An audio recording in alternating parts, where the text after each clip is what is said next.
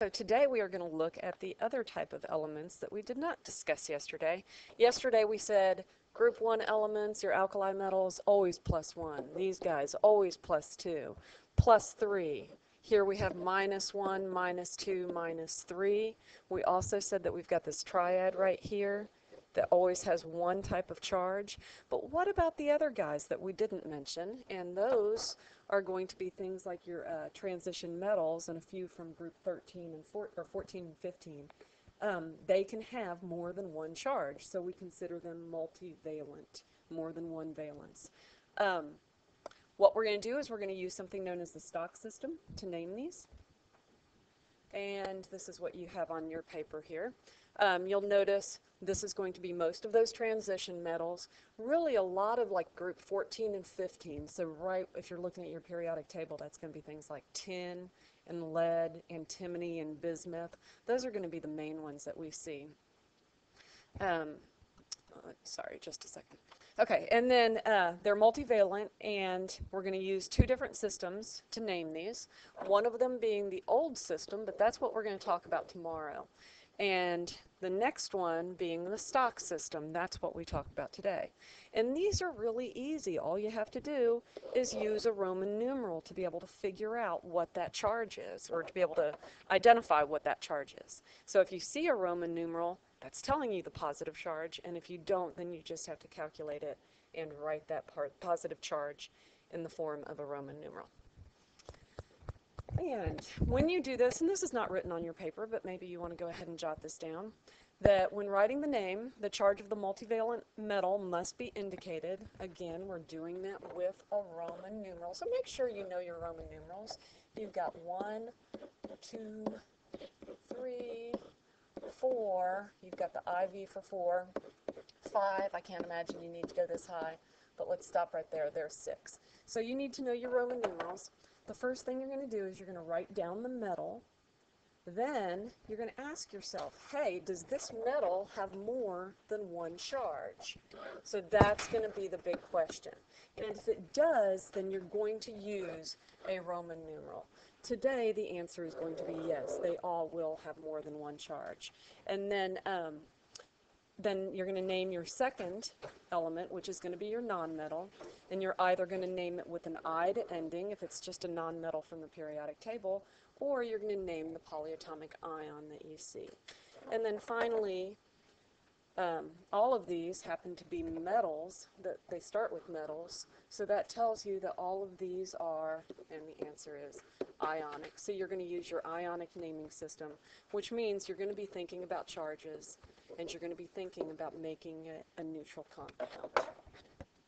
Okay, so now what we're doing is we are writing the names for these guys. And remember, these are all ionic. I can look and see that all of these start with a metal. And the first thing I would do is write down what that metal is. Cu is copper. Then I would ask myself, can copper have more than one charge? And I'm going to flip back just to remind you. And the answer is going to be yes to all of these today. But copper is going to be right in here. Actually, where is it? It's right here. So we know that that's going to be one of those guys that's multivalent. It does not just have one charge, but always ask yourself that, because we're going to mix all of these together, and you're really going to need to be able to identify that. So copper can have more than one charge, meaning that I have to indicate what the charge is with a Roman numeral. I don't know it yet. I'll figure it out in a minute. Then I look and I see OH. Well, that's not going to be on the periodic table. That's going to be a polyatomic ion. I look that up, and I see that that's hydroxide. So now the question is, what is the charge of copper? Well, when you look at hydroxide on your polyatomic ion sheet, you see that it's a -1 charge. And you only have one hydroxide ion. So in order for this to be a neutral compound, your copper must be a +1 charge, meaning it is copper 1. That's all there is to it.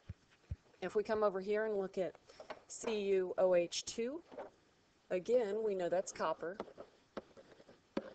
And we know it can have more than one charge, so it's going to be some sort of copper hydroxide. Hydroxide has a -1 charge, and there are two of them. So altogether, I have a total of -2, meaning that I have to have a total of +2.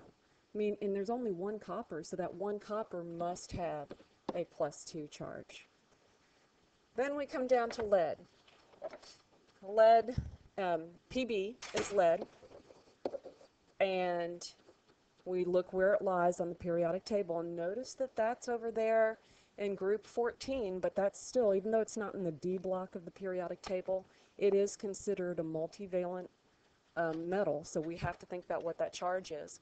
And so we know that we're going to have to use a Roman numeral. And then we see Cl2. Well, Cl is going to be chloride, and we just have to go through the calculations now. Chloride. Look at your periodic table. It's a halogen, so we know it's going to be a -1.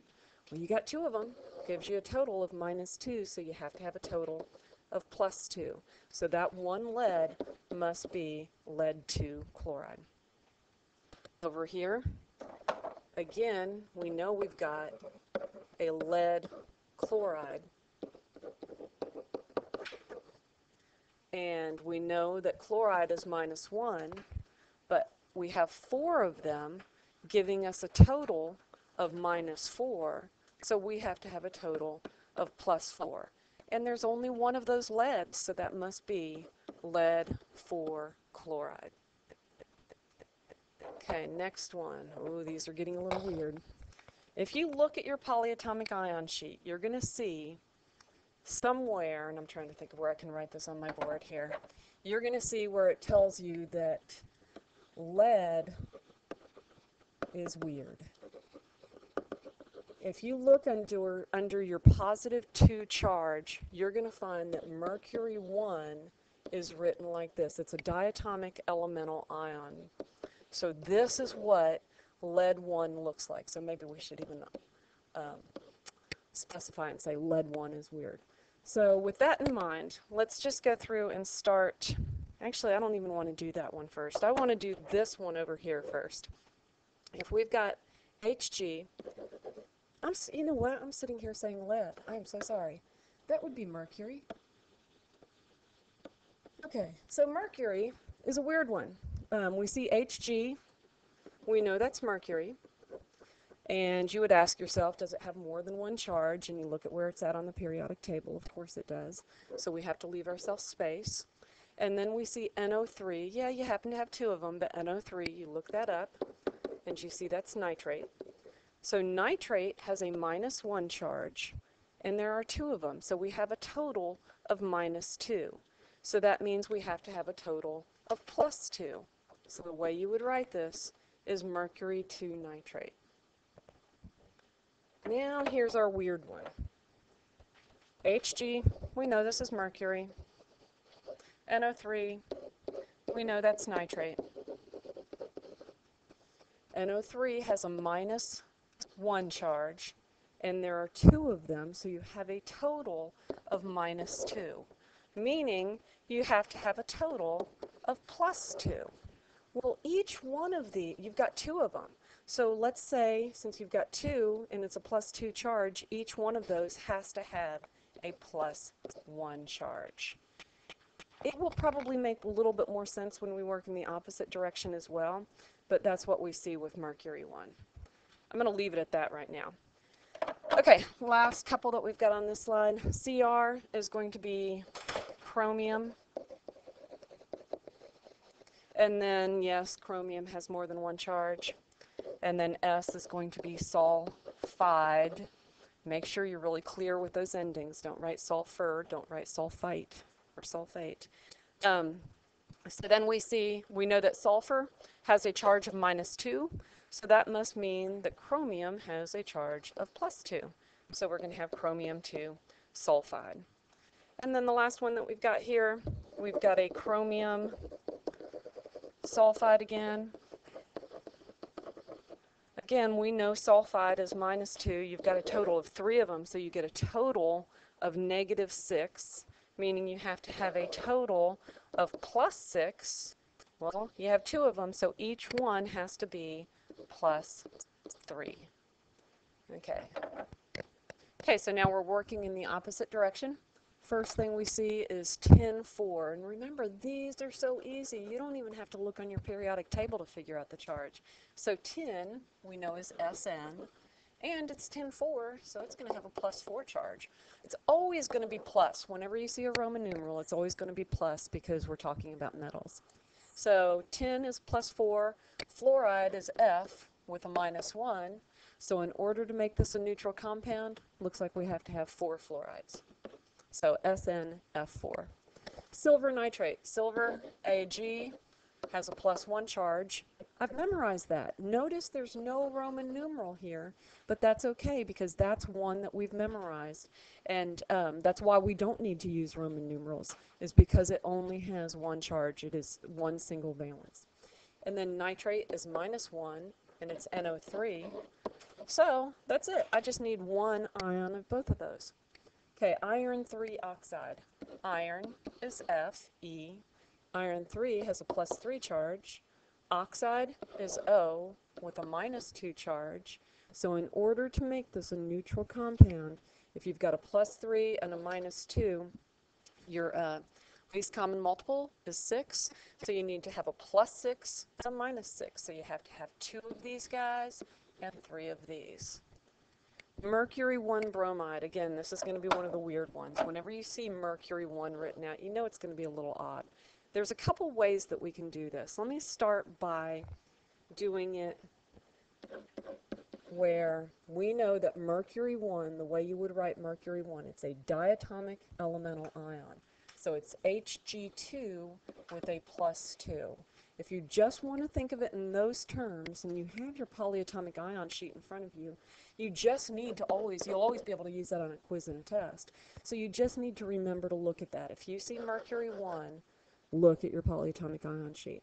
So Mercury 1 is Hg2, and it has a +2 charge. Bromide is Br, and it has a -1 charge.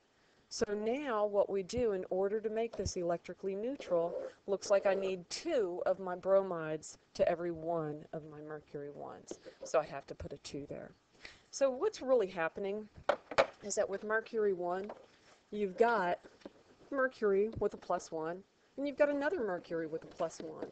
It's diatomic elemental ion. It doesn't like to hang out by itself, so you get these two combined and going into your Hg2 with a +2 charge. Okay, last one. In this case, we have nickel 2. Well, I know nickel is Ni, and it has a +2. Sulfate, SO4, and it has a -2. So ta-da, we're done. That's all we need. And I think this last little thing, just to show you, is kind of silly, but little puzzle pieces to show you what it would look like, why we've talked about making it electrically neutral. So that's what you would need. Hydroxide has a -1 charge, meaning it gains 1 electron. Iron 3 has a +3 charge, meaning it gets rid of 3 electrons. So that's what we end up seeing is FeOH3.